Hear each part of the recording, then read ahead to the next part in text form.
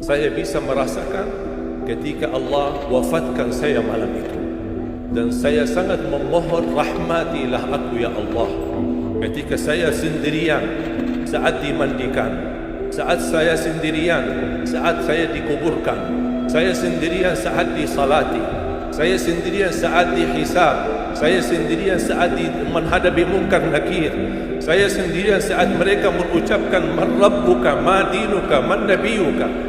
Kalau bukan rahmatmu ya Allah, saya tidak akan bisa apa-apa.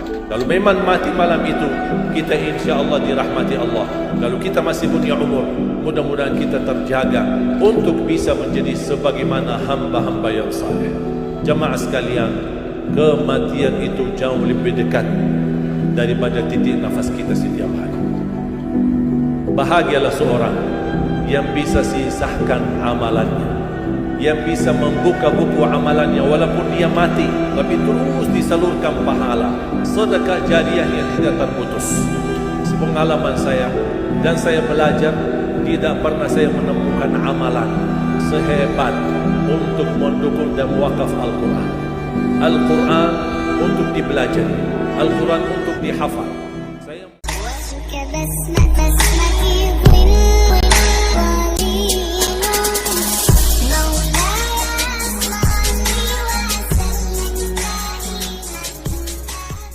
Saya bisa merasakan ketika Allah wafatkan saya malam itu, dan saya sangat memohon, rahmatilah aku ya Allah. Ketika saya sendirian saat dimandikan, saat saya sendirian saat saya dikuburkan, saya sendirian saat disalati, saya sendirian saat dihisab, saya sendirian saat menghadapi munkar nakir, saya sendirian saat mereka mengucapkan man rabbuka, ma dinuka, man nabiyuka. Kalau bukan rahmatmu ya Allah, saya tidak akan bisa apa-apa. Kalau memang mati malam itu, kita insya Allah dirahmati Allah. Kalau kita masih punya umur, mudah-mudahan kita terjaga untuk bisa menjadi sebagaimana hamba-hamba yang saleh. Jamaah sekalian, kematian itu jauh lebih dekat daripada titik nafas kita setiap hari. Bahagialah seorang yang bisa sisahkan amalannya, yang bisa membuka buku amalannya walaupun dia mati, tapi terus disalurkan pahala, sedekah jariah yang tidak terputus.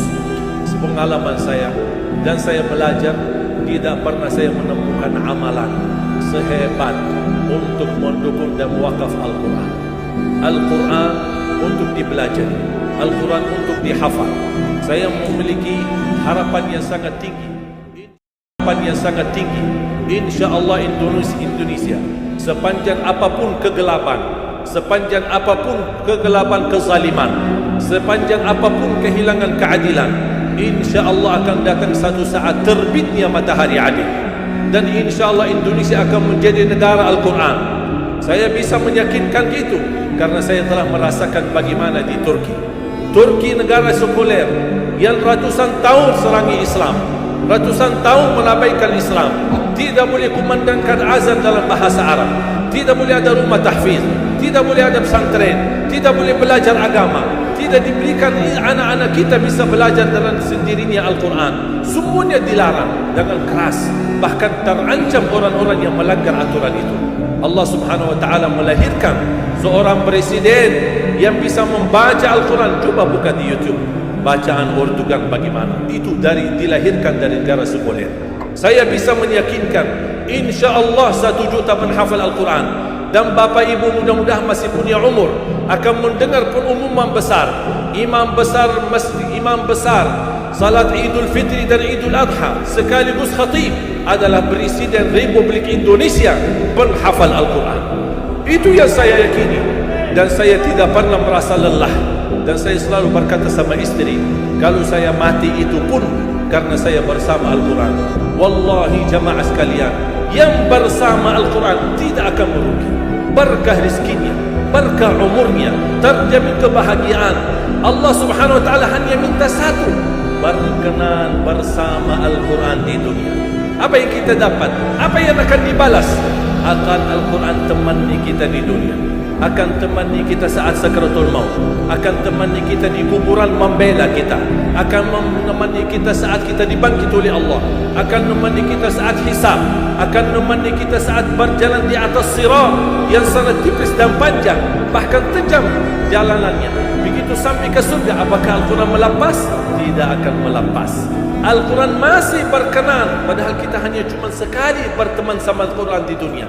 Dia begitu luar biasa panjangnya bertemanan sama kita sampai ke surga, bahkan akan temani kita masuk surga. Sebagaimana bersabda Rasulullah SAW, yuqalu liqari'il Quran, ahlul Quran di dunia yang kesibukannya baca, kesibukannya hafal, tidak membuangkan waktu sia-sia, selalu bersama Al-Quran. Allah suruh dia, bacalah dalam surgamu, naik derajatmu. Baca, naik lagi, tambah lagi baca, naik lagi, sampai di posisi mana pun anda berhenti baca, disitulah posisimu di dalam surga. Bagaimana kata Siti Aisyah di riwayat Imam Muslim, jumlah tingkatan-tingkatan dalam surga Allah sesuai jumlah ayat Al-Quran.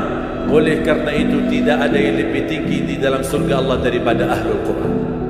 Cukuplah bahagia Ahlul Quran ketika di hari kiamat dipanggil. Semua manusia dibangkitkan oleh Allah. Malaikat memberikan pengumuman, mana Ahlul Quran? Berdiri, rapat, berdekatan. Mereka maju. Mau bawa kami ke mana? Kalian terpilih menjadi orang yang terdekat sama Allah. Karena Ahlul Quran adalah keluarga Allah Subhanahu wa ta'ala. Bukan hanya kita sendiri yang mendapatkan anugerahnya dan manfaatnya, semua keluarga kita, termasuk orang tua kita dan orang yang ada di sekitar kita. Makanya jemaah sekalian, kalau anda gagal penghafal Al-Quran, anakmu pun gagal penghafal Al-Quran, jangan sisahkan walaupun saham menjadi saksi baik di hadapan Allah. Ya Allah, saya belum hafal, anakku gagal penghafal Quran, tapi insya Allah hartaku, usahaku, pikiranku, tenagaku bisa terus memperjuangkan Al-Quran. Apa saja, ya Allah, insya Allah menjadi saksi baik. Dan nanti di hari kiamat, insya Allah kita bersama Ahlul Quran mendapatkan syafaatnya Al-Quran di hari kiamat.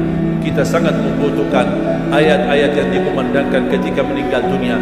Insya Allah setiap satu huruf akan disalurkan 10 kebaikan. Mudah-mudahan semua yang hadir diberikan kemuliaan dan keanugerah dari Allah menjadi Ahlul Quran, penghafal Al-Quran, penghayati Al-Quran, para pencinta Al-Quran, berakhlak-akhlakul Quran. Ya Allah, aku mohon atas izinmu ya Allah, kami bersama-sama bertemu di masjid ini. Berilah kepada kami kemuliaan bersama-sama bersama Ahlul Quran di dalam surga-Mu ya Allah, ya Dzal Jalal wal Ikram, ya Arhamar Rahimin, ya Arhamar Rahimin. Anugerahlah kepada kami anak dan keturunan penghafal Al-Quran, anak dan cucu penghafal Al-Quran yang mampu menjaga nama baik keluarga kami, yang mampu membanggakan kami di hadapan-Mu hari kiamat, yang mampu menghadiahkan mahkota untuk kedua orang tua kami. Birahmatika ya Arhamar Rahimin. Ya Allah, maafkan kalau kami tidak berhasil menjadi penghafal Al-Quran, tapi ya Allah, kami kurbankan nyawa kami, harta kami, usia kami, tenaga kami, pemikiran kami, ilmu kami untuk Al-Quran, agar Indonesia ke depan menjadi negara Al-Quran, agar Indonesia menjadi contoh terbaik untuk mata dunia, agar bisa kita melahirkan. Karena saya meyakinkan ya Allah, dan kami semua meyakinkan, terjamin masa depan Indonesia baldatun thayyibatun wa rabbun ghafur kalau selalu bersama Al-Quran. اغفر لنا ولوالدينا ولجميع المسلمين والمسلمات والمؤمنين والمؤمنات الأحياء منهم والأموات. ربنا آتنا في الدنيا حسنة وفي الآخرة حسنة وقنا عذاب النار. وصلى الله على سيدنا ونبينا محمد وعلى آله وصحبه وبارك وسلم والحمد لله رب العالمين.